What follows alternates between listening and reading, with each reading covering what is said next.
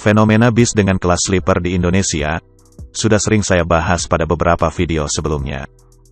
Sobat traveler pasti sudah tahu betul bahwa tren penggunaan bis dengan kelas sleeper di Indonesia semakin hari semakin meningkat, seiring dengan semakin berkembangnya jendela informasi melalui media sosial, sehingga lebih banyak pengelaju dan pengguna moda transportasi bis yang mengetahui keberadaan bis dengan kelas sleeper.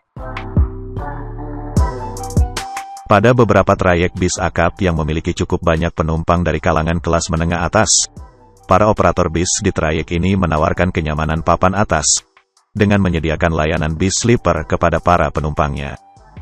Terbukti bahwa pada saat ini, permintaan akan bis dengan kelas sleeper semakin meningkat. Seperti sudah sering dibahas pada video-video sebelumnya, bis sleeper memang sangat cocok bagi para penumpang yang ingin beristirahat dengan nyaman di sepanjang perjalanan. Hal ini dikarenakan pada bis dengan kelas sleeper, pandangan ke arah depan cukup tertutup, sehingga penumpang tidak bisa memiliki akses pandangan ke arah depan.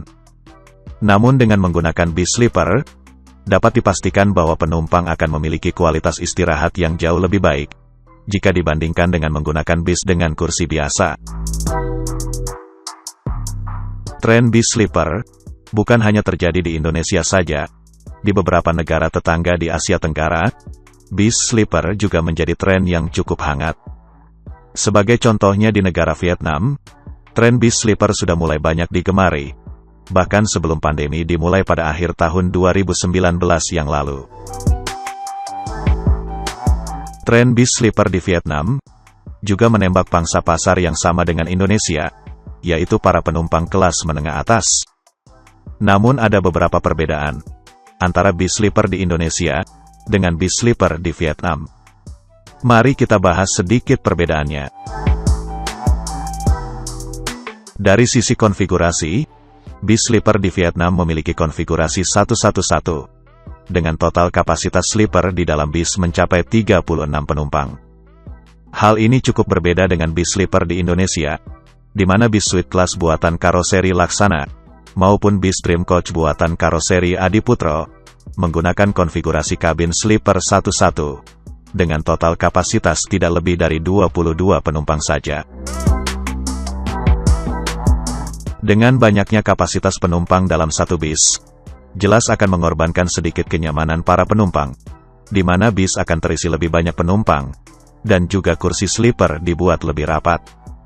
Bagi penumpang yang memiliki badan yang cukup tinggi, jelas akan menjadi masalah tersendiri, dikarenakan kaki akan terlipat dan tidak bisa diselonjorkan.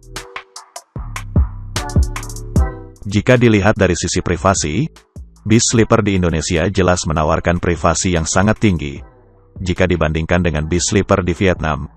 Hal ini karena bis sleeper di Indonesia memiliki kabin yang sangat privat bagi para penumpangnya. Jadi bagaimana pendapat sobat traveler dengan perbandingan bis sleeper di Indonesia dan Vietnam? Tuliskan pendapat sobat pada kolom komentar.